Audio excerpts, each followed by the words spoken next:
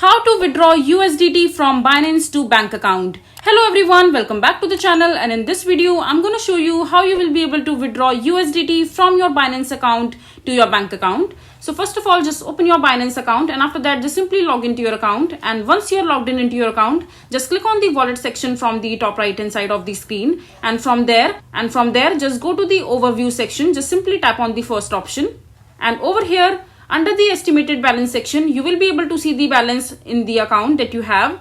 So just click on the drop down menu right beside the estimated amount. Just select the USDT since you want to withdraw the USDT from your Binance account. And once you're there, just make sure that you have some balance in your Binance account. As you can see that my Binance account is quite brand new and I don't have any balance in my Binance account as of now. But if you have the balance, you need to follow the process. And after that, just simply click on the withdraw section from the estimated balance itself. And over here, just click on the drop down menu again and just select USDT from here. And now just select the address of the person that you would want to send this particular USDT and the network on which you want to transfer the USDT. For example, you want to transfer from Ethereum or any other network that they are there.